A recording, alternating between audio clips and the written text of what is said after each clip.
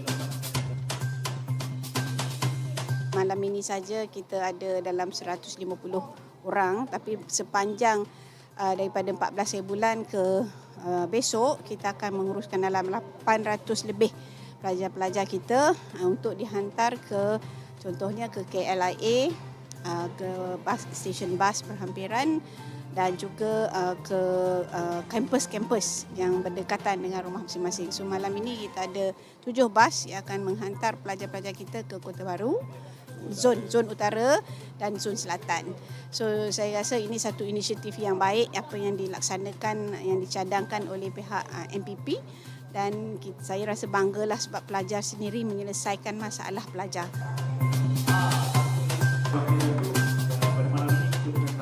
Ini adalah satu inisiatif yang untuk kita membantu semua mahasiswa dan mahasiswi kita untuk pulang mengundi.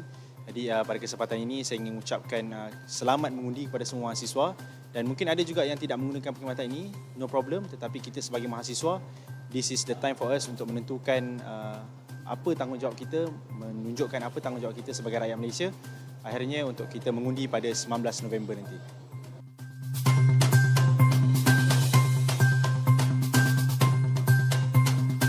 First time mengundi. Saya dah 18 tahun, agak excited, dan juga ni first time, ini pengalaman pertama lah.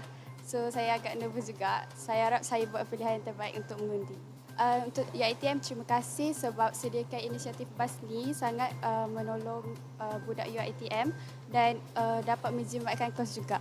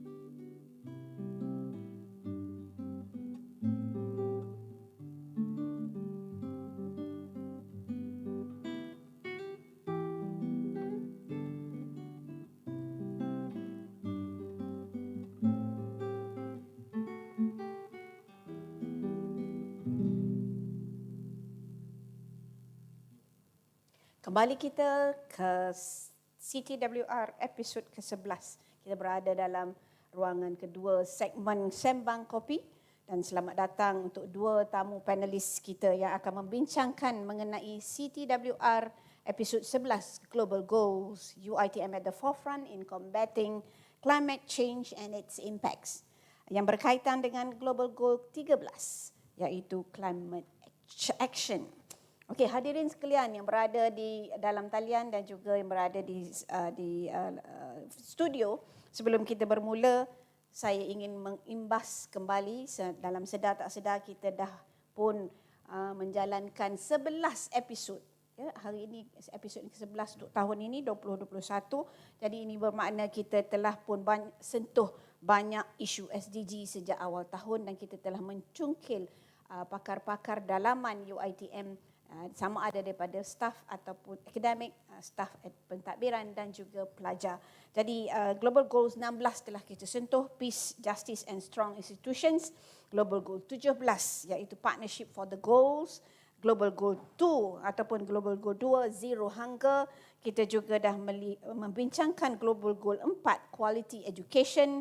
Global Goal 11, Sustainable Cities and Communities. Global Goal 9, Industry, Innovation and Infrastructure.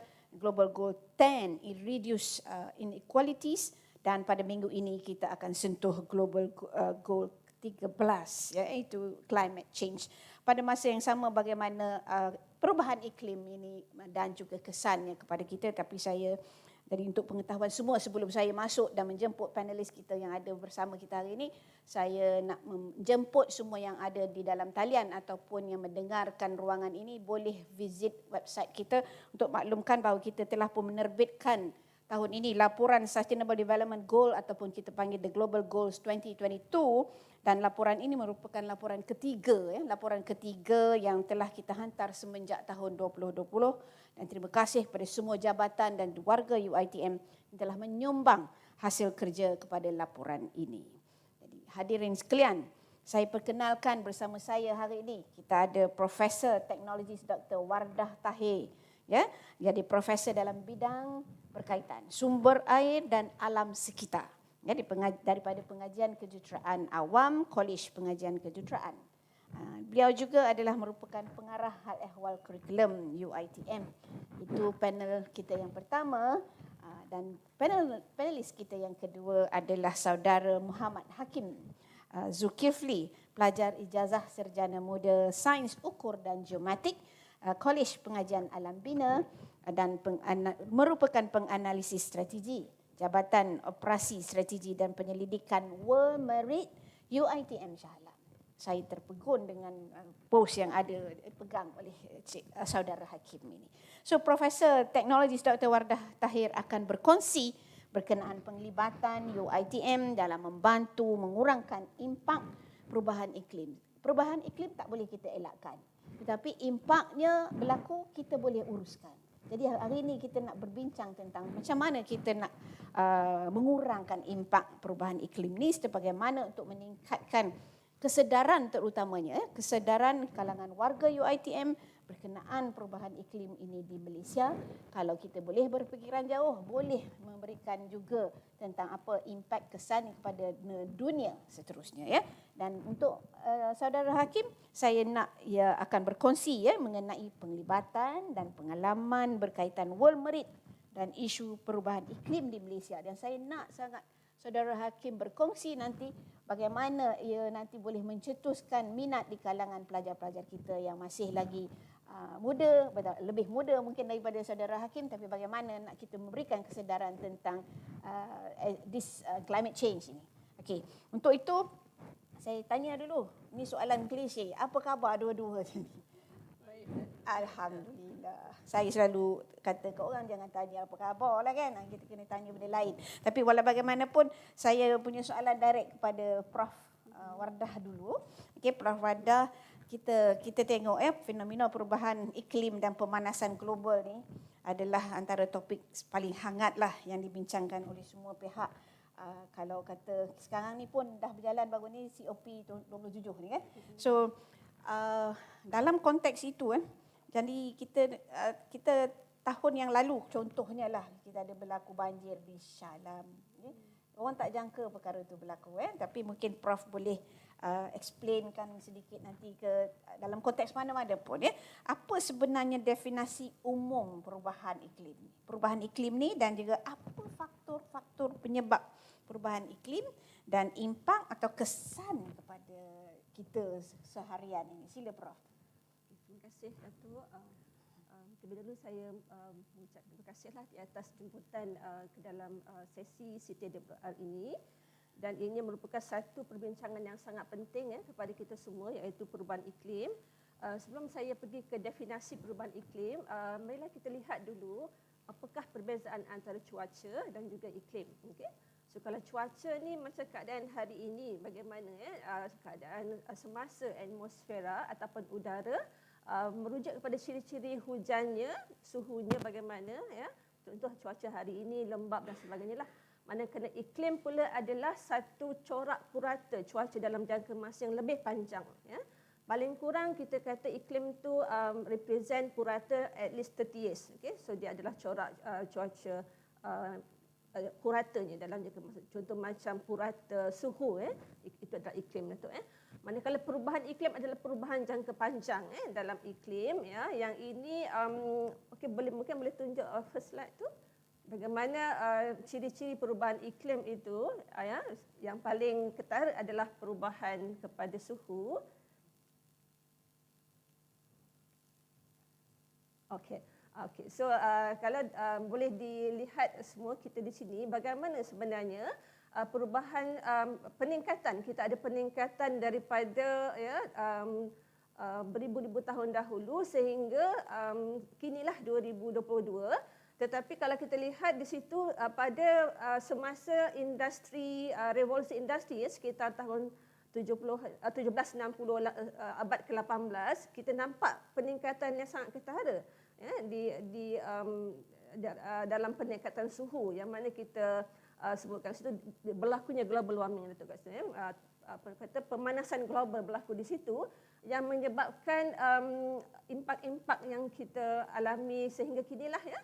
Sebenarnya perubahan iklim ni dia boleh berlaku secara natural, semula jadi. Tetapi dia semakin ketara bila adanya pelepasan karbon dioksida itu. Sebab bila kita melakukan banyak industri, seperti revolusi industri di Eropah pada 1800 itu, sampai sekarang ni kita masih lagi aktif melaksanakan industri-industri yang dan juga pelepasan karbon ya. Contoh seperti even kita naik kereta kan Datuk, kita ada pelepasan karbon dioksida ke udara dan juga pernafasan ya, population semua itu memang meningkatkan sangat suhu purata dunia, peningkatan suhu yang amat ketara yang menyebabkan sebenarnya kalau nak ikutkan the next slide itu, apakah ya kesan daripada pemanasan global itu, kita boleh lihat kita akan macam sekarang ni kalau kita lihat kita punya bumi ni kutub utara dengan kutub selatan ni macam penuh air sekarang masa kita belajar kan, tapi sebenarnya mereka mencair.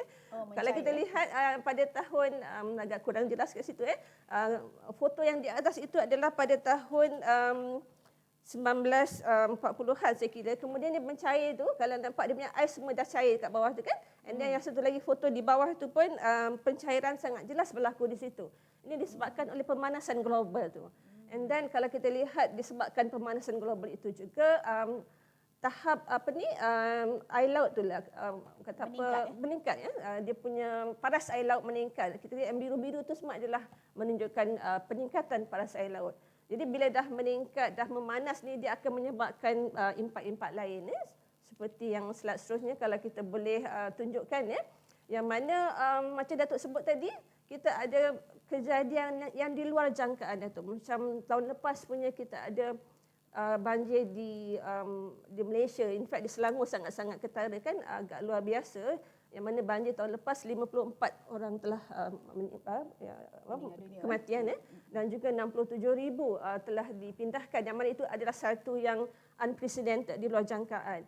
In fact this year punya banjir dekat Pakistan tu 1,717 itu adalah impak-impak yang sangat di luar jangkaan. Jadi kita boleh kaitkan dia dengan perubahan iklim yang telah berlaku. Dia perkara-perkaranya dah macam luar jangkaan. In fact sekarang Datuk, saya rasa sekarang ni pun di luar jangkaan sebab kita asyik hujan je setiap pagi. Kan? And then macam mulai bulan saya rasa awal bulan November dah mula, Oktober dah mula hujan, yang mana saya kira tahun-tahun lepas tidak begitu. Jadi kan? Perubahan itu kita boleh rasakan. Jadi itulah antara kesan-kesannya, yang mana selain daripada banjir dan sebagainya itu, kita juga ada perubahan yang ekstrim yang lain seperti pemanasan boleh menyebabkan kemarau juga Datuk, dan juga and then disebabkan kekurangan air, makanya tanaman mungkin tidak menjadi, kelaparan kat situ kan, dan juga banyak juga perkara-perkara lain yang perkara negatif lain yang mungkin berlaku disebabkan climate change Datuk. Alright, tapi Prof, you sebut maksudnya tadi tu perubahan iklim tu ialah perubahan purata suhu. Itu sebab sekarang ni dia orang nak objektifnya ialah mengurangkan suhu dunia ni kepada 1.5 degrees. Betul Datuk, betul. Jadi kita kena sampaikan kepada warga kita supaya kita tahu apa sebenarnya perubahan iklim ni. Kalau kita boleh contribute, nanti akan menjelaskan lagi macam mana nak kita bantu kami-kami yang tak faham ni, supaya apa yang kita boleh buat hari-hari untuk membantu kepada pengurangan pada 1.5 degrees ni kan. Okey, untuk itu terima kasih Prof. Saya sambung kepada saudara Hakim Hakim Zulkifli. Jadi tadi kita sebut masa saya perkenalkan saudara Hakim, you daripada World Merit Global bekerjasama dengan Pertubuhan Bangsa-Bangsa Bersatu pada 2015 secara rasmi menggunakan pakai SDG sebagai terasnya. Jadi sebenarnya saya nak saudara Hakim cerita sikit apa sebenarnya World Merit Global ni, apa kaitannya World Merit Malaysia serta UiTM. Sila.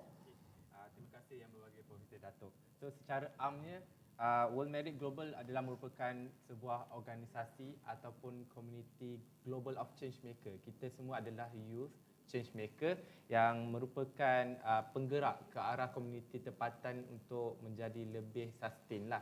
So apa yang kita buat, kita tanpa mengira bangsa, kaum serta budaya, kita bekerjasama antara satu sama lain untuk untuk menggerak ke arah lebih maju.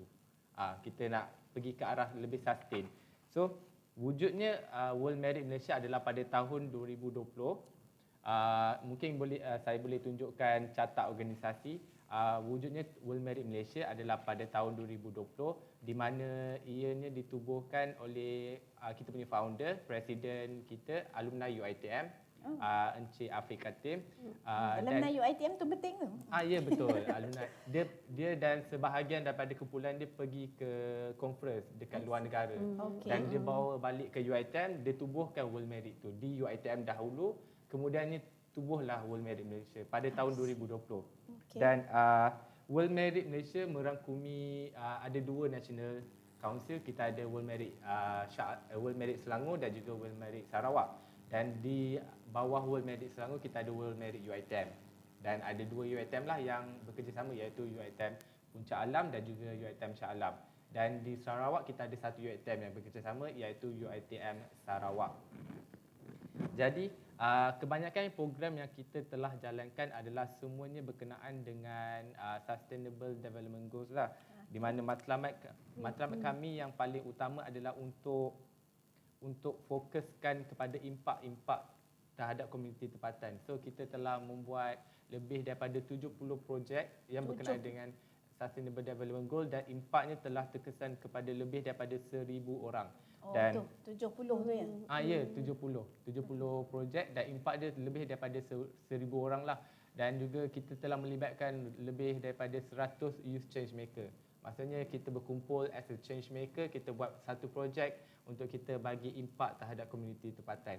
Dan juga untuk fokus area SDG kami, jika kita lihatkan pada konteks di dalam Malaysia, ada 3 SDG yang paling utama yang kita fokuskan, iaitu SDG 4, Quality Education, SDG 8, Decent Work and Economic Growth, dan juga SDG 13, Climate Change.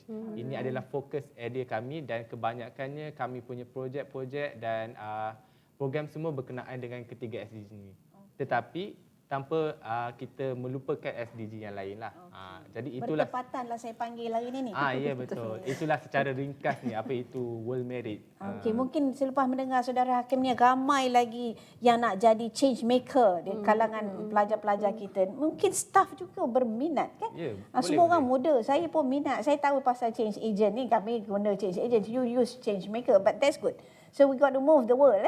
Ya betul. Alright. Okay. Alhamdulillah. Nanti kita perincikan lagi apa impak yang kata 7,000 tadi kan? Aku 1,000? 1,000. 70 tu tadi change maker ya? 70 tu projek. Projek, sorry. 70 projek. Mungkin tahun depan sasarkan 700 pula projek ya? Alright. Nanti kita bertemu lagi dengan 2 panelis kita ini untuk diperincikan. Dan kita berehat sebentar dengan kopi segar pagi ini.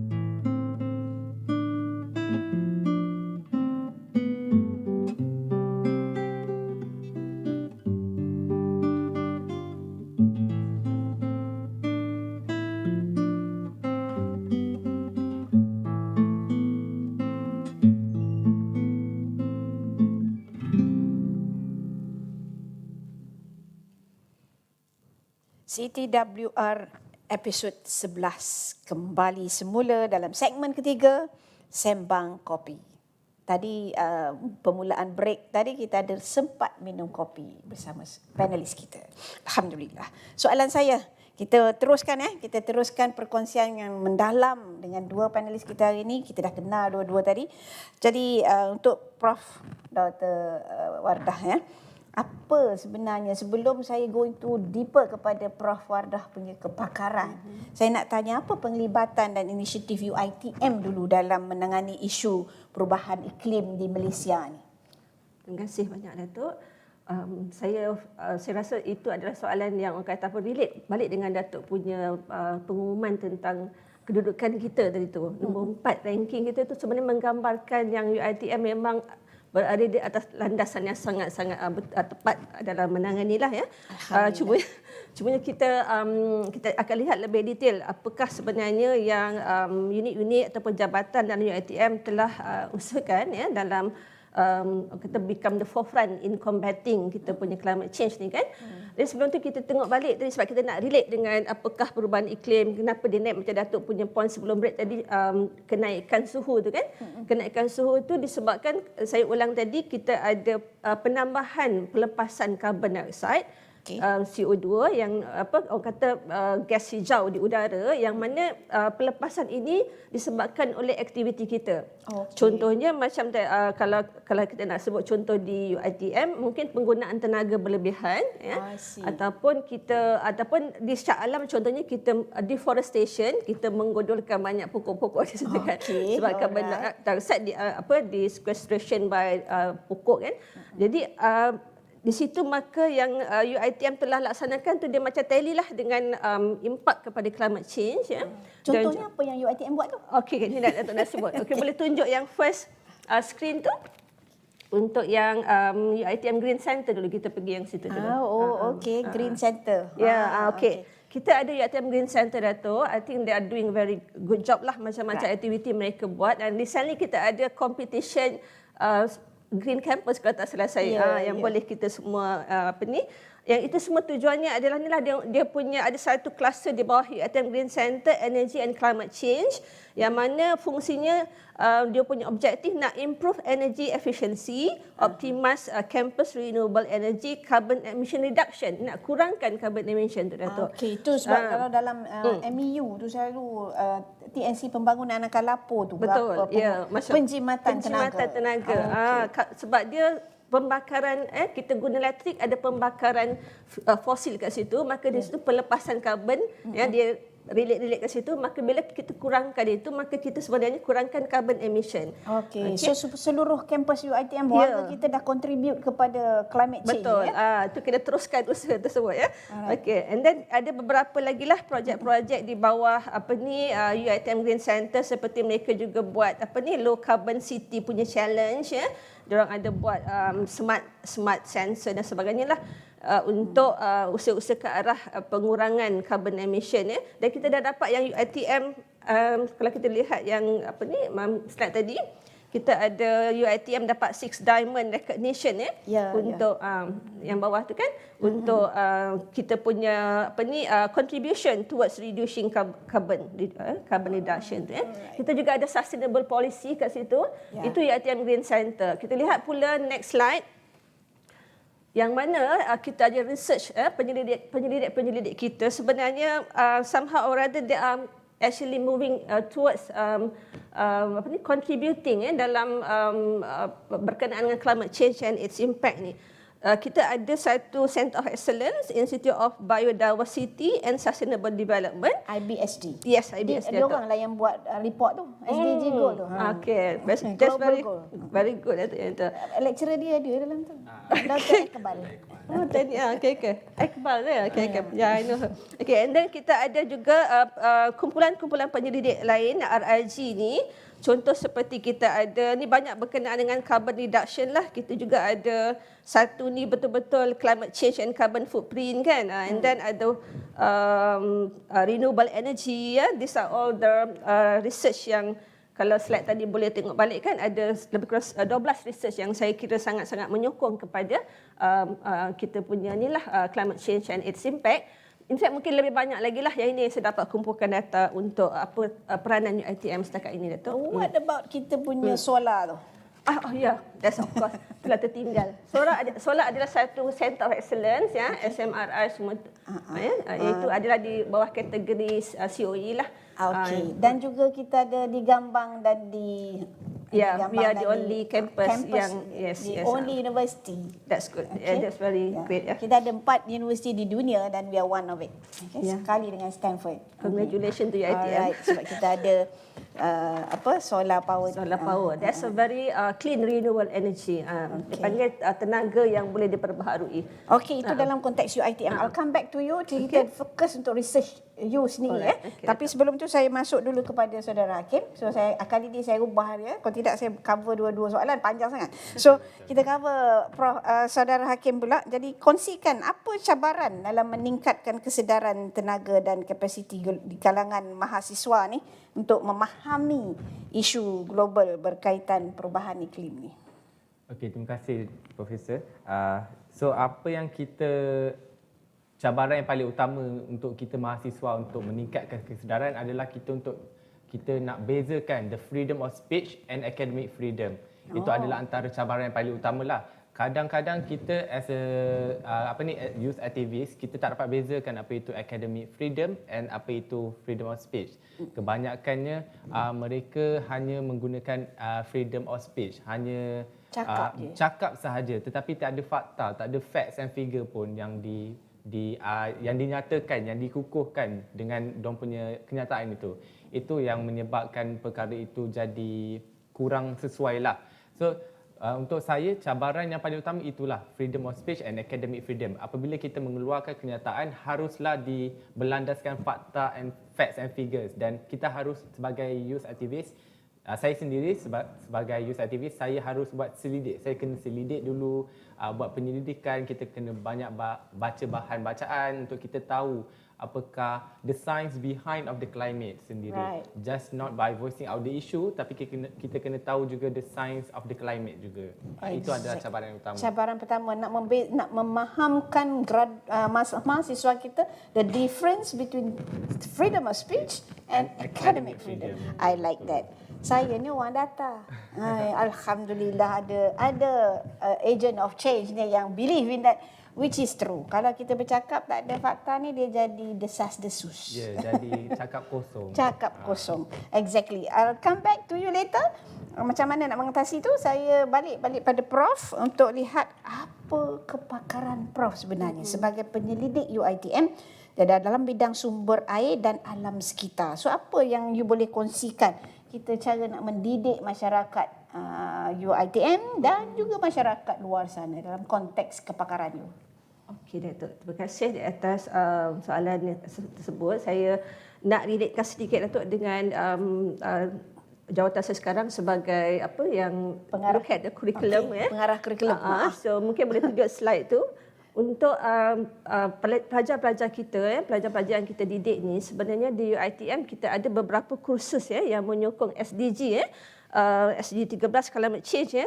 Kita ada lebih kurang 50 kursus yang sebenarnya telah dipetakan kepada pemahaman pelajar berkenaan dengan dia orang punya understanding, dia orang punya knowing the impact, what to do and knowledge semula yang berkenaan dengan ini. Contoh seperti kita ada satu kursus environmental sustainability daripada fakulti saya lah, engineering. Selain daripada itu, sekiranya untuk berkongsi kepada masyarakat, kan Datuk, saya kira saya telah beberapa kalilah kita, sebab saya bidang air dan saya di sini melihat satu kesan daripada perubahan iklim, iaitu banjir. Ya, betul. Orang kata saya orang banjir. Okey. So tidak naik banjir. Tidak naik banjir. Sebab contohnya seperti begini, kadang-kadang bila saya diminta pendapat, saya akan berikan pendapat dalam bentuk penulisan. Contohnya seperti sekiranya kita punya developer ingin membuat sesuatu pembangunan pembukaan tanah kan. Jadi bila dia dah buka tanah, ya, dia dah deforestation berlaku, mereka sepatutnya menyediakan satu kawasan tadahan ataupun membesarkan longkang dulu. Barulah orang kata apa, air daripada lebihan kan, sebab kita bila buka tanah, air yang turun daripada hujan dia akan lebih cepat, dia tak akan masuk ke tanah. Jadi sekiranya mereka tidak melakukan demikian, as simple as that, maka akan berlakulah lebihan air membanjiri kawasan dan sebagainya. Flash flood lah. Yeah, jadi perlu ada satu retention pond at least, or make sure the drainage is actually can hold the capacity, the new capacity lebih excess daripada pembukaan tanah tersebut. Itu satulah. Jadi kita berkongsi dengan penulisannya, berkongsi dengan kadang-kadang dipanggil juga dalam Tika TV contohnya kan Datuk hari itu. And then yang terbaru kita juga bersama dengan Majlis Perbandaran untuk membincangkan berkenaan dengan cara-cara nak flood mitigation lah dekat Bandar Shah Alam. Itu adalah Jadi kan contohnya, adakah Shah Alam ni sebenarnya kurang dari segi retention pond? Kita development banyak. Tapi retention pond tu ada berapa kat Shah Alam? Dia ada orang kira tak itu? Saya ni suka kira-kira ni. Saya mengambil contoh senang je tu, dia kat belakang rumah saya. Saya selalu setiap petang saya mesti tengok dulu apa berlaku dekat belakang rumah. Sebab dia membuka tanah tu, dia buat kata apa, bersihkan tanah tu kuat, macam besarlah juga dia punya sebab dulu ada hutan kat belakang rumah saya, kemudiannya dah dibersihkan, luas juga dia punya kawasan tu. Maka saya tidak nampak. In fact ada bekas-bekas tasik di situ, mereka pun dah timbul-timbul kat situ. Maka jadinya saya tidak nampak di manakah sebenarnya air lebihan takungan tu nak diserapkan. Jadi memang kerap berlaku dekat depan Jalan Mutadari tu, baru-baru dia telah berlaku banjir. Itu memang kat situ, salah satu saya kira. Maaflah saya cakap di sini kan, tapi itu contoh kan, bila mereka tidak memikirkan satu dia punya langkah-langkah sebelum itu. Inilah kesedaran yang kita nak adakan di sini supaya bukan kita nak menduduh siapa-siapa, tapi kita sebagai rakyat yang bertanggungjawab, mungkin kita boleh melihat perkara tersebut jika dia berlaku di depan mata, kita suarakan. Jadi kalau boleh pihak-pihak berwajib mengambil tindakan lah. Dan saya juga dapat mengenal pasti juga, contohnya macam Shah Alam tak pernah berlaku banjir, katanya disebabkan ialah mungkin perbuatan kita macam you kata tadi, impact kepada climate change ini, air banyak, tapi orang-orang kita sendiri tidak bertanggungjawab dari segi membuang sampah. Jadi bila buang sampah banyaklah longkang yang tersekat kan. Mungkin nanti kita berbincang lagi tentang perkara itu. Saya beralih kepada saudara Hakim. Last question sebelum kita break. So kita apa langkah-langkah nak mengatasi cabaran yang tak boleh membezakan antara tadi tu, apa nama, freedom of speech and also academic freedom. Apa pada pandangan you presiden kan, you banyak idea. Sila. Okey, terima kasih yang bagi Datuk. So pentingnya kita buat research. Saya seorang yang suka buat research. Saya suka baca dulu sebelum buat satu kenyataan. Kalau kita ambil contoh, kita ada seorang youth activist yang terkenal dekat global ni sekarang ni, Greta Thunberg. Siapa nama? Greta Thunberg. Oh ya, I know her. Dia hanya berumur 19 tahun tapi beliau pandai petah berkata-kata tentang climate issue ni. Beliau membuat research dulu. Pentingnya beliau membuat research dulu sebelum beliau menyatakan sesuatu kenyataan lah. So satu lagi saya nak highlightkan adalah pasal COP27 tadi. Climate Change Convention yang kini sedang berlangsung dekat Egypt. Starting daripada 6 November sampai esok 18 November. Right. So satu antara key highlighted issue yang key highlighted solution yang kita boleh ambil adalah by Andrew Harper. Beliau adalah special advisor kepada climate action UN Refugee Agency.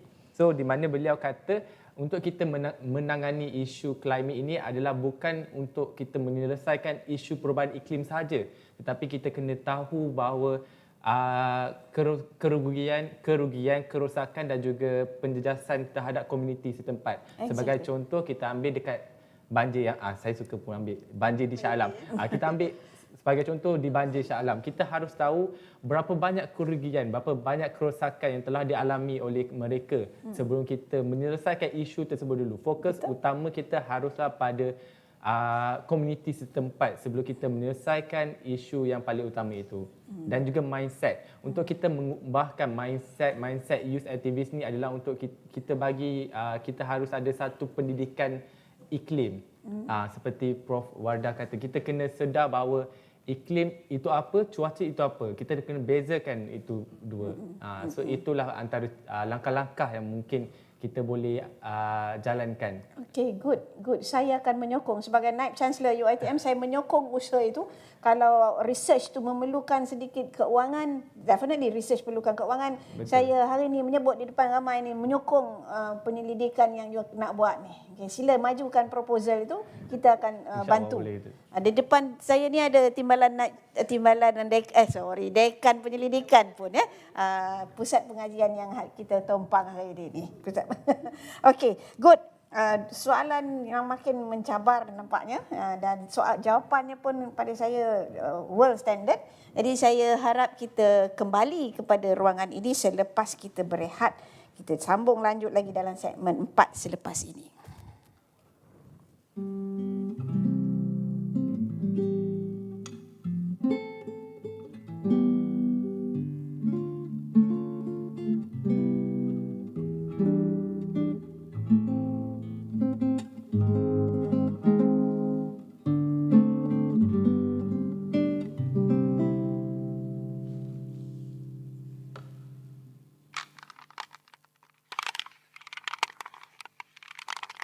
Teknik-teknik seperti senaman pernafasan dan relaksasi otot boleh digunakan untuk mengurangkan tekanan. Senaman-senaman ini boleh membantu untuk merehatkan minda, mengurangkan kebimbangan, mengurangkan kadar degupan jantung, meregangkan otot, lalu memberikan rasa tenang dan meningkatkan kualiti hidup. Di antara teknik-teknik relaksasi dan pernafasan yang sering diketengahkan adalah teknik relaksasi otot progresif. Ia merupakan latihan regangan dan relaksasi otot-otot badan yang boleh dilakukan apabila berhadapan dengan tekanan. Yang keduanya, teknik mindfulness, iaitu teknik yang membantu seseorang individu untuk berada dan merasai keadaan pada ketika itu. Semasa menarik nafas dan menghembus nafas, perhatian ditumpukan pada satu perkara melalui deria rasa. Manakala teknik pernafasan diafragma yang juga dipanggil pernafasan melalui perut membantu pernafasan secara dalam melalui diafragma. Selain itu, pernafasan 4-7-8 juga dikenali sebagai nafas santai, iaitu menarik nafas selama 4 saat, menahan nafas selama 7 saat dan menghembus nafas selama 8 saat. Teknik ini boleh digunakan bersama-sama dengan teknik relaksasi yang lain. Walaupun teknik-teknik atau latihan yang dinyatakan ini menggunakan pendekatan yang berbeza, ia mempunyai tujuan yang sama, iaitu untuk membantu anda bertenang. Boleh klik link di bawah untuk video-video teknik relaksasi.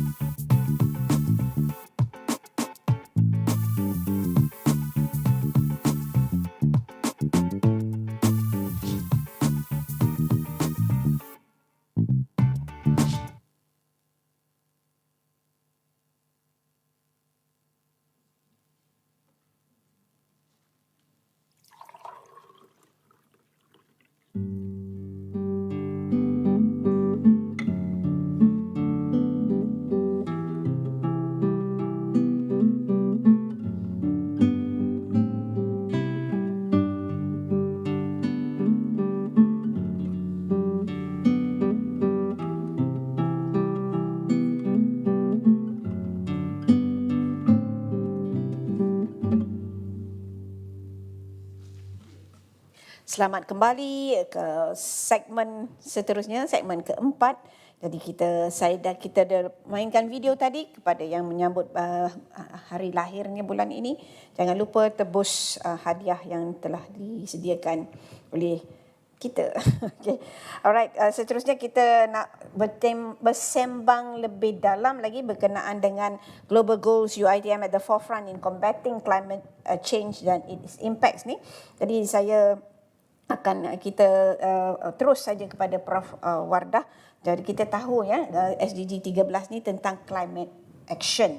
So kita nak tengoklah apa yang Prof Wardah boleh kongsikan antara projek dan research inisiatif ya tadi yang disebut, tapi mungkin boleh didalami lagi dalam bentuk nak mengenangani impak perubahan iklim ni, contohnya bencana alam lah.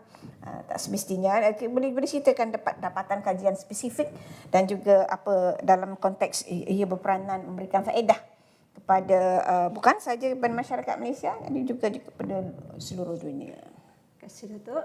Okey, mungkin saya kira saya boleh imbau kembalilah penyelidikan yang telah kumpulan kami jalankan ya. Kebanyakan kalau berkaitan dengan climate change, kami lebih kepada melihat impak dia. Macam saya sebut tadi, kumpulan kami lebih kepada impak banjir, bencana alam.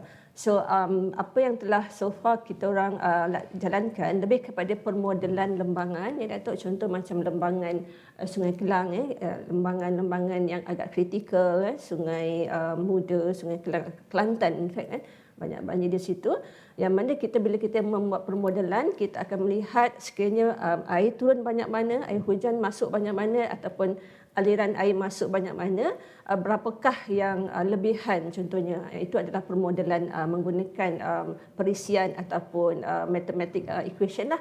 Di situ juga kita lihatlah sekiranya kita ada ubah guna tanah kita ada land use change ya. Kita bagaimana impak dia sekiranya kita ada sistem peparitan bagaimana impak dia. Jadi kita melihat kajian-kajian tersebut. Seterusnya kita juga melihat kajian apakah sumber yang kita boleh sekiranya kita ada model dia punya input hujan kan Datuk kan, dan kita mengukur hujan kalau normally kita ukur dengan tolok hujan yang biasa kita lihat dekat weather station, UiTM ada satu dekat sana kan. Jadi kajian kami juga melihat apakah alternatif sumber tolok hujan ini, iaitu kalau dulu semasa kajian awalan kami juga melihat sekiranya satelit tu Datuk yang geostationary itu boleh melihat hujan. Itu adalah salah satu alternatif input kepada stesen hujan. Sebab stesen hujan ni kalau nak ikutkan kita tak boleh pasang di mana-mana. Dia mesti ada satu tempat yang sesuai yang boleh akses, yang boleh maintain dengan baik. Maka apakah alternatif kalau kita nak lihat sesebuah kawasan tu tak ada stesen, macam kita nak tengok hujan yang masuk.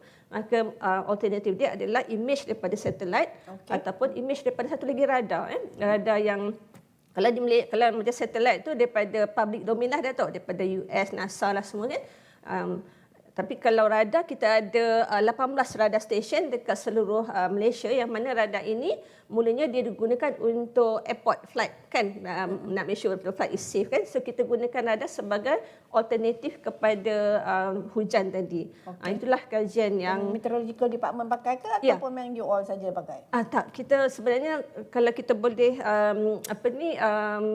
projek yang terbaru Datuk, kita berkolaborasi dengan Jabatan Meteorologi, sebenarnya projek-projek yang selalunya yang datang kepada kami adalah daripada klien, iaitu yang paling utama Jabatan Pengairan Saliran.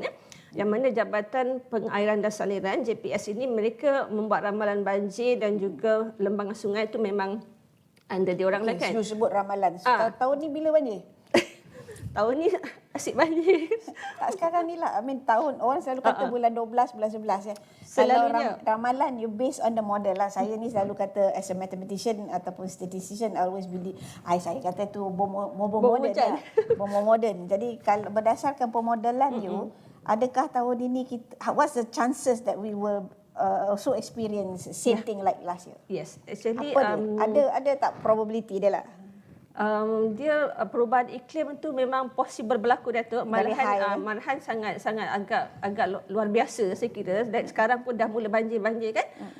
Tapi dalam Datuk sebut dalam ramalan tu Jabatan Meteorologi Malaysia mereka menggunakan dia makin numerical weather prediction equation yang meramalkan boleh sampai 7 hari ke depan, 5 hari ke depan. Itu di situlah ramalan itu mereka boleh masukkan ke dalam permodelan itu untuk meramalkan banjir yang mungkin berlaku di sesebuah tempat lah. So sekarang ni banjir dah jadi nombor 2 sebab dia ada one dulu gempa bumi Gempa bumi pun orang tak boleh nak predict. Now banjir pun kita tak boleh nak predict. So I'm tracking those things. Di luar jangkaan. Luar jangkaan. Dulu people thought that ini lingkaran api, the next gempa bumi will be here. Even orang hebat pun tak boleh exactly predict exact gempa bumi. Now banjir. Yang Pakistan yang berlaku banjir tu nobody actually expect that. Dahsyatnya ia berlaku. Kita ingat dia berlaku dahsyat pada kita. Betul. Tapi ada lagi tempat lain yang mengalami. Itu memang ciri perubahan iklim tu kan. Betapa tapi knowledge yang you sharekan tadi tentang purata perubahan suhu. Itu it's new knowledge to me. Alhamdulillah. Good one. So saya beralih ke saudara Hakim. Hakim, mohon kongsikan mengenai program yang telah dan akan dijalankan oleh mahasiswa dalam World Merit Malaysia ni yang berkaitan dengan perubahan iklim dan juga impaknya perubahan iklim ni. Okey, terima kasih Datuk.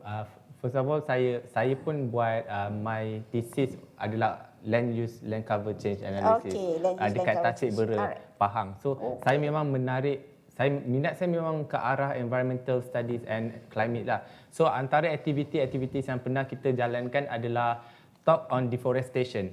Talk on deforestation di mana World Merit Malaysia menjemput saya sebagai panel jemputan. Saya ada buat case study berkenaan dengan deforestation di Malaysia. So mereka menjemput saya sebagai panel jemputan untuk memberi penerangan yang inklusif. Untuk pengetahuan kita semua, sebanyak 8.6 juta hektar letupan pokok telah pun kehilangan di Malaysia ini.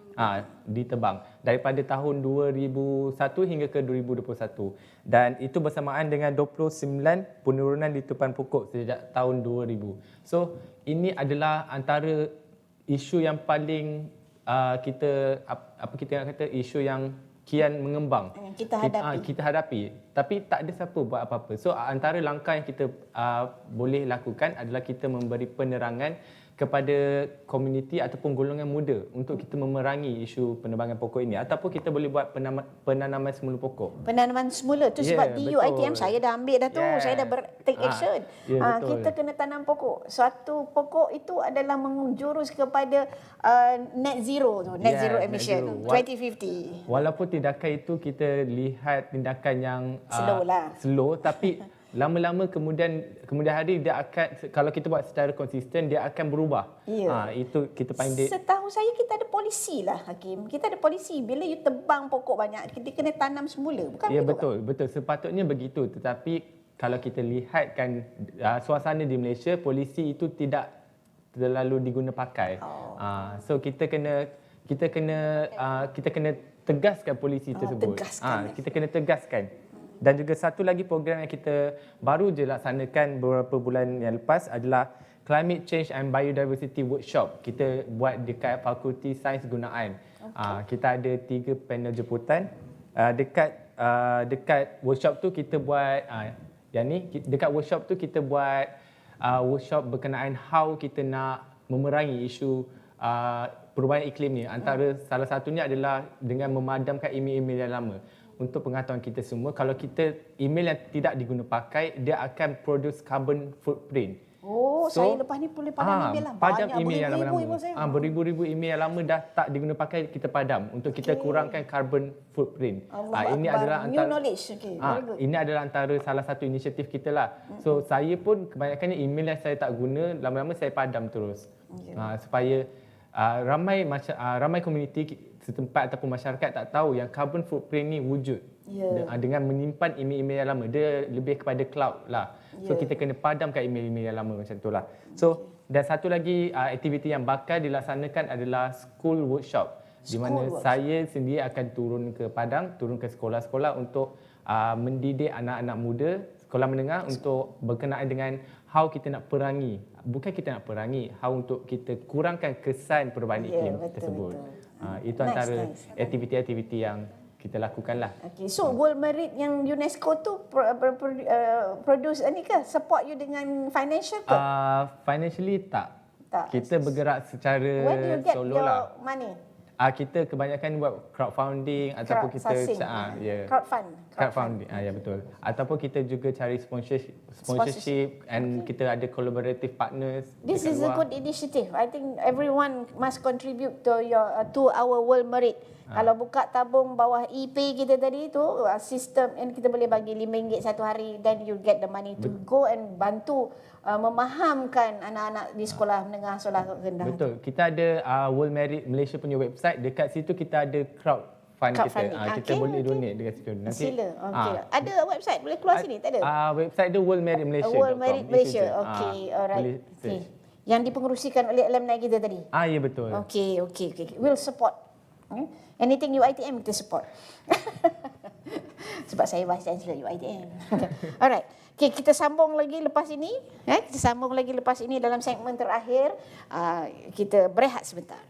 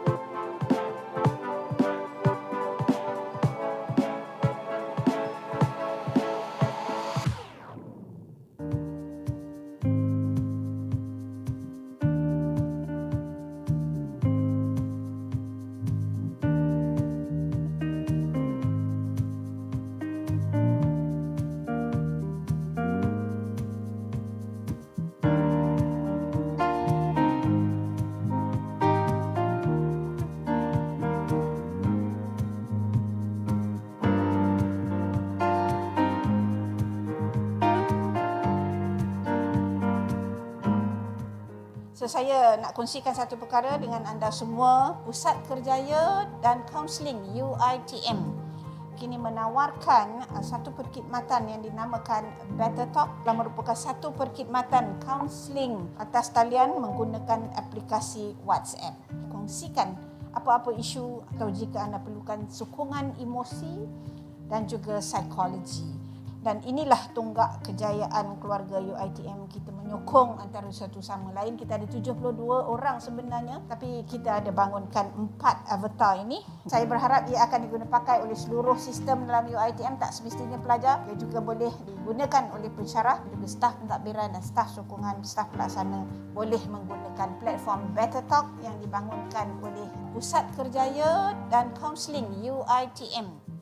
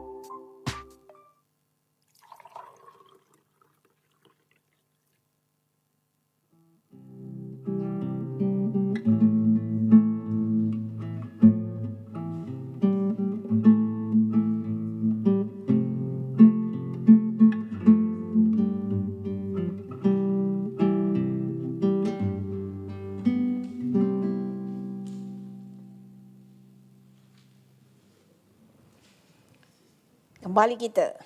Sebelum itu, syabas diucapkan pada Pusat Kejaya Kaunseling UiTM sekali lagi atas inisiatif mengadakan video Better Talk. Alright, kita dalam segmen kelima ni, segmen yang terakhir, kita akan menyentuh tentang Action, Sustainability and Formula. Sebenarnya inilah satu kelainan tentang sesi CTWR ni. Kita bagi satu section yang mana panelis akan menceritakan your own, your own lah. Jadi mana apa yang you nak kami pick up ya. Jadi di sini saya nak mohonlah Prof Teknologis Dr. Wardah Tahir untuk merumuskan dalam konteks climate change ni, merumuskan mengenai action, sustainability and formula ke arah menangani perubahan iklim dan kesannya serta cadangan dan kaedah yang untuk meningkatkan kesedaran dan terhadap kepentingan mengurangkan impak perubahan iklim ni. Sila. Pinit je lah kot sama-sama ni. Okey, saya mungkin nak mengajak balik kepada kita Malaysia punya framework, Datuk. Kita ada Low Carbon Cities Framework 2005 kalau tak salah saya, yang menyasarkan by the year 2020 Malaysia nak reduce carbon by 40%. Okey. Itu sasaran kita. Tapi kalau kita melihat statistik kita, World Data punya statistik ya, daripada Worldometer lah meningkat, Datuk. Dia tak ada penurunan macam temperature tadi naik dia kan. Okay. So that means there are so many actually things that we need to do to reduce the carbon ya. So saya kira perancangan kita sangat cantik dah. Kita dah banyak macam strategi UiTM, kita dah susun sangat molek di situ. Saya rasa lebih kepada pelaksanaan, Datuk. We have the plan nicely put forth, dah ada atas meja semua yang bagi pihak UiTM, saya kira memang dah nicely formulated semua.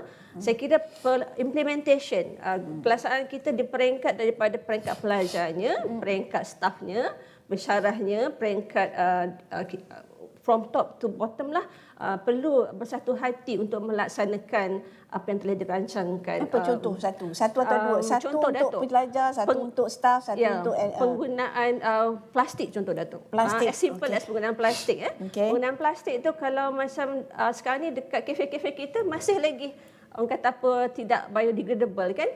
Saya ingat masa saya pergi Thailand itu, dia tepi jalan pun dia dah jual makanan di dalam bekas yang biodegradable. Itu di luar dah. Tapi kalau kita ada research yang buat plastik biodegradable tu kan? Siapa? betul, Datuk. Ramah. Prof Ramah Prof kan? Ramah. Jadi kenapa tidak digunakan hasilan research kita, dan juga kenapa tidak dipraktiskan dalam bekas-bekas makanan tu. Okay, I'll Itu take one note of that. simple. Sebagai One Vice simple. Chancellor, I'll take note of that as my challenge. Okay, pastikan 2023 free plastik ya. Satu lagi, Kepada, Datuk. Satu lagi penggunaan tenaga, Datuk. Penggunaan tenaga, okey. Satu lagi, kalau sekiranya saya ingat masa saya pergi dekat saya buat sabbatical kejap dekat luar negara, bila saya masuk ke bangunan tu, tiba-tiba alam yang gelap tadi menyala macam tu je. Dia ada sensor, Datuk. So kalau tak ada orang, dia tak buka lampu tu. Penjimatan tenaga kat situ. Kalau kita lalu barulah saya majukan tu suara kan, bergerak tapi tak gerak. Tapi kali ni saya nak bergerak sebab Prof Wardah paksa saya daripada belakang. Itu walaupun dah ada banyak strategi lain, tapi saya kira itu satu yang sangat Simple, baiklah untuk mengurangkan early win lah, early win lah. Betul, Datuk. Okey. Kalau tidak pun manually tutuplah lampu tu, tutup sebelum keluar bilik tu, sebab kadang-kadang saya datang office pagi-pagi ada yang terlupa tutup. Ni kan jadi benda tu macam please everyone be alert of that. Kita jaga kalau keluar toilet tu tutup lampu, dan itu penggunaan tenaga kita kena Kalau tak ada sensor tadi, kita biasakan dengan tabiat menutup lampu. Kalau bilik tu dah terang, tak payahlah buka lampu. Macam tu kan, macam tu. Kadang-kadang saya pun tak buka lampu, tiba-tiba ada staff saya akan masuk. Kenapa gelap betul tadi? Samalah, Datuk. Okay. So itulah Okey. Ada dua perkara lah kat situ ya. Satu tadi penggunaan plastik kita kurangkan, lagi satu penjimatan tenaga. Kalau bolehlah kita amalkan yang tu dulu pun dah kira banyak di situ akan memberikan kesan kan. Untuk luarnya, untuk masyarakat kita, saya sebutkan lagi jangan buat sangatlah deforestation tu. Rallylah dengan yang Hakim sebutkan. Pembuangan sampah tadi macam mana? Itu pun sama. Actually yang itu pun sangat-sangat even kita ni orang kata sampah ni kan, kalau kita buang kat tepi kita ni pun walaupun jauh daripada drain kan, akhirnya sampah yang kita buang dekat tepi-tepi kita, walau di mana kat bawah pokok, kat jalan dia akan masuk ke drain tu. Dia Dan akan menyumbat di negara-negara maju, contohnya Jepun, dia try to minimize minimize personal rubbish yang tu, dibeli yang contribute. betul. If we can do that, I think maybe in 10 years time Malaysia will be safe betul. lah, insyaAllah. Ada orang dia simpan rubbish tu. Tak simpan. membuang. Dia macam jangan buang just apa Kalau tu di kurangkan. US tu, kalau dalam kondominium kita ada crusher, jadi tak ada organik sampah tu dia terus masuk drain, jadi dia dah hancur. Betul. Okey, alright, terima kasih Prof. Saya majukan ke soalan yang sama kepada Prof. Prof pula dah. Okey. Saudara Hakim. Okey, tentang action sustainability dan formula ni, macam mana untuk menangani perubahan iklim dan kesan pada Terima mahasiswa. kasih Datuk. So yang pertama adalah action. Action equal to change. Jika kita inginkan perubahan, kita harus melakukan tindakan. So itu adalah perkara yang paling utama. Kita nak melihat perubahan, kita harus melakukan tindakan. Walaupun tindakan itu kecil, tapi kita lakukan secara konsisten, kita akan melihat perubahan itu dari semasa ke semasa. Itu yang pertama. Dan yang kedua, sustainability. Macam mana kita nak sustainkan kita punya environment adalah dengan kita terapkan unsur-unsur sains. Kita kena ambil guna pakai sains dalam kehidupan kita. Sebagai contoh tadi, kalau kita ambil tadi penggunaan elektrik.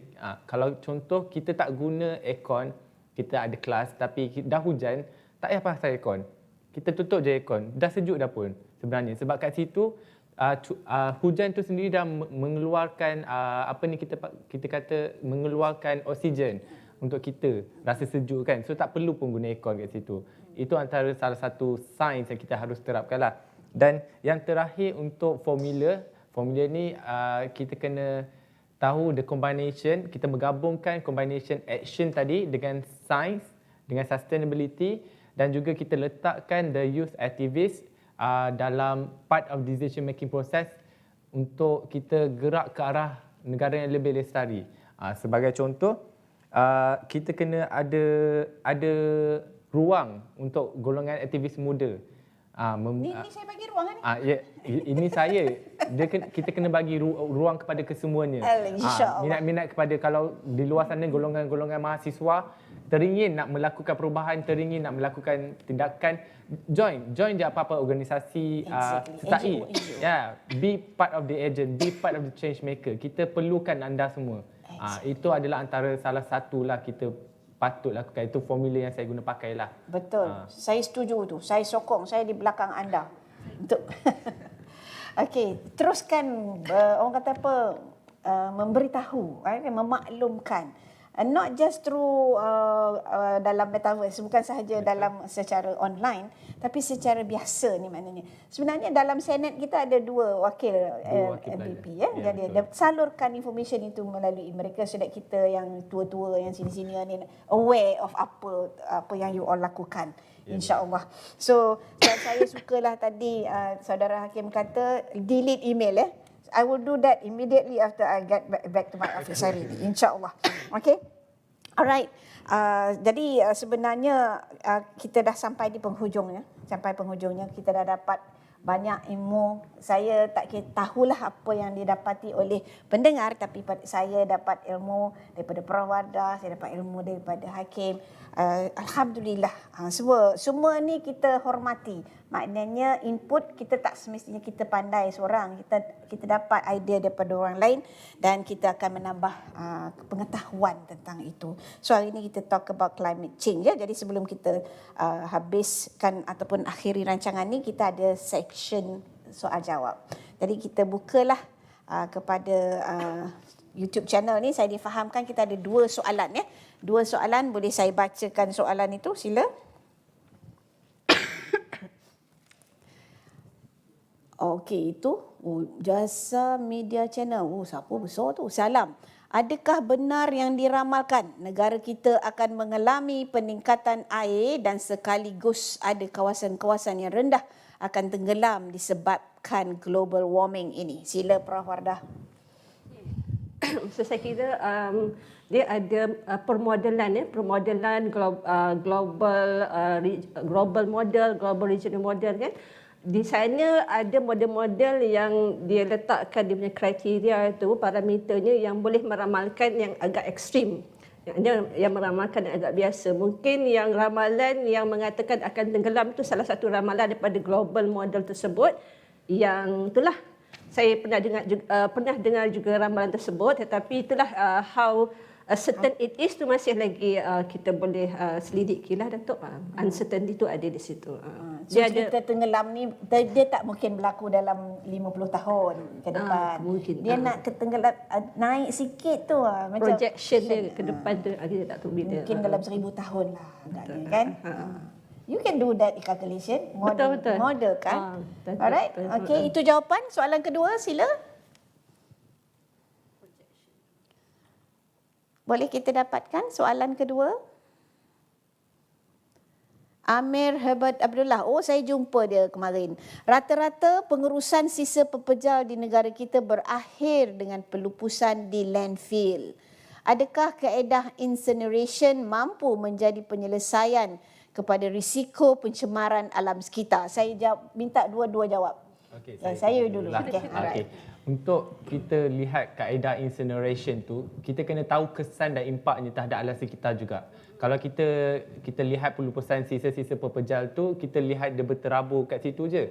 Tapi kalau kita lihat incineration tadi tu, kalau dia dibakar apa semua tu, apakah impak dia terhadap alam sekitar? Dia boleh jadi global warming. Dia boleh jadi pemanasan global dan mungkin iklim kita akan berubah ke arah yang lebih teruk. So kita kena mendalami dulu kesan dan impaknya sebelum kita tahu kaedah itu sesuai ataupun tidak diguna pakai di dalam Malaysia. Kita kena tahu konteks Malaysia sebab kita punya negara lah. Kita kena tahu itu perkara itu tersebut. Pada pandangan Hakim sekarang ni memang semua sampah dia pergi landfill. Dia pergi landfill. Pada pandangan saya tak eloklah kita buat incineration sebab itu dikira sebagai pembakaran terbuka. Okay. So lebih elok kalau kita kita semula. Recycle. Kita use the 3R. Recycle, reduce and reuse. Kita use that 3R tu berbanding daripada kita bakar sisa-sisa pepejal tu, kita reduce. Kita recycle, kita reuse. Itu lebih baik. Ya. Tapi it take effort untuk buat tu. Yes. Tapi macam you sebut tadilah, kalau kita dapat menggembling tenaga muda, anak-anak kecil. Anak-anak kecil ni sebenarnya yang boleh mengajar parents. Parents we are so, orang kata dah seronok dah. And then we said, so what kan? Tapi anak-anak kecil yang akan mendidik mak ayah dia, nenek dia untuk berubah. Tapi I think we need to do that. I think young people will voice out this concern. Saya setuju. Saya dengar cakap anak-anak saya. Bukan dengar maksudnya kita ikut. Tapi lebih kepada mendengar pendirian dia macam mana. That will be good for future. Alright? So, okay. Kita ada 2 soalan saja. Terima kasih kepada yang menurunkan soalan. Kita menambah ilmu kita di sini. So, sebagai penutup, saya berharap semua warga UiTM menggunakan semua perkhidmatan yang disediakan dengan sebaiknya. Jadi apa yang dah dicadangkan oleh Hakim, apa yang dah dicadangkan oleh Prof Wardah, kita balik dan tanyalah diri sendiri. Sebenarnya kalau semua orang boleh jadi ejen perubahan, tapi dapatkan ilmu ini, tanya diri sendiri apakah kita mampu untuk melakukan walau sedikit ia boleh menambahkan kepada impak 1.5 darjah Celsius tadi ya. So kalau kita boleh menurunkan kepemanasan bumi ini, I think kita contribute. Jadi banyak ilmu-ilmu yang kita dapat hari ini. Jadi di samping itu saya nak sebut juga sebab tadi Hakim kata dia minat penyelidikan. Dia selidik dulu baru dia bercakap. Dan of course lah dengan Prof Wardah ni dia penyelidik. Nak kata tersohor tu mungkin belum, tapi Prof baru jadi profesor. Tapi pada saya kita perlu menggunakan tools yang ada dalam UiTM. Contohnya khidmat pustakawan. Ya, kita ada 40 pustakawan rujukan di seluruh kampus UiTM yang dengan hadir ke perpustakaan secara bersemuka di meja rujukan ataupun melalui lain-lain saluran seperti telefon, chat with librarian and email. So saya jemput Hakim, jangan malu-malu, masuk saja ke web pitar kita secara fizikal ataupun secara chat tadi, tanya tentang kalau nak tahu tentang apa tadi incineration apa benda merentas dunia, kita sebenarnya ada 10 juta artikel yang boleh dicapai for free ya. So melalui open access discovery portal at PITAR. Jadi manfaatkan saluran tersebut. Saya memang selalu berkata di mana-mana saya pergi, jadikanlah library kita ni rakan karib. Sebab kalau kita nak jadi orang berilmu, kita mesti tambah ilmu by the day. Maknanya hari ini menjadikan kita lebih baik daripada hari semalam. Esok kena lebih baik daripada hari ini. Hanya melalui pembacaan saja. Kita tak payah bayar tiket apa-apa. Baca je. So baca memang betul dah. Allah dah kata bacalah. So librarian is our best friend sepatutnya ya. Jadi chat with librarian di pitar.uitm.edu.my/libchat ya. Jadi akhir kata, saya ingin mengucapkan jutaan terima kasih kepada Profesor Teknologis Dr. Wardah Tahir, Muhammad Hakim, Saudara Hakim Zulkifli kerana sudi menerima jemputan untuk perkongsian hari ini. Jadi terima kasih juga kepada pelajar kita daripada Konservatori Muzik, Kolej Pengajian Seni Kreatif kerana telah menghiburkan kita sebentar tadi. Sebelum saya tamatkan, saya nak maklumkan di sini kita punya Dewan Seribu Diman ya, Dewan Seribu Diman yang dulunya DSB kita selalu panggil, sudah pun siap renovation di dalamnya dan bolehlah melawat dan mendengarkan apa-apa persembahan daripada Conservatory Music tu di situ ya. Jadi kepada semua penonton, terima kasih atas penglibatan anda yang mendengar ataupun yang tunggu mungkin malam korang nak tengok, sebab it is available sepanjangnya insya-Allah melalui YouTube channel UiTM. Jadi kalau Hakim tak tengok lagi SDG dulu-dulu yang kita dah bincangkan, episod 10, 9 dan sebagainya, sila layari YouTube channel UiTM dan kita ada rakamannya di situ. Dan pada masa yang sama kita juga akan orang kata kita akan bukukan sepanjang 12 perkongsian ini akan dihasilkan satu buku. Jadi gambar Hakim akan ada dalam tu, gambar Prof pun akan ada dalam tu. So insya-Allah kita rakamkan untuk masa hadapan. Apa-apa yang kita dokumentkan, apa-apa yang kita rakamkan adalah untuk manfaat orang masa depan. Supaya mereka tahu kita pun dah melaksanakan sedikit contribution kepada menjurus kepada pembaikan dunia, tapi mereka boleh melaksanakannya pada masa hadapan. Jadi jumpa lagi di CTWR episod 12 nanti yang saya jangka akan berlaku pada 15 Disember insya-Allah. Episod ke-12 ini akan berbunyi Global Goals UiTM at the forefront in fostering gender equality and empowering women, iaitu SDG 5 is going to be interesting. I hope more people will come in and come on board to discuss with us kalau dalam konteks lebih kepada gender equality dalam konteks UiTM dan juga konteks dunia. Saya berharap dengan kita jumpa lagi pada masa akan datang. Kepada kru yang menjalankan kerja juga hari ini, mereka mungkin more efficient now. Saya mengucapkan terima kasih juga pada semua yang hadir. Of course daripada tim saya selalu lupa Kolej Pengajian Media ni tadi kan. Jadi insya-Allah kita jumpa lagi di sini. Assalamualaikum warahmatullahi wabarakatuh.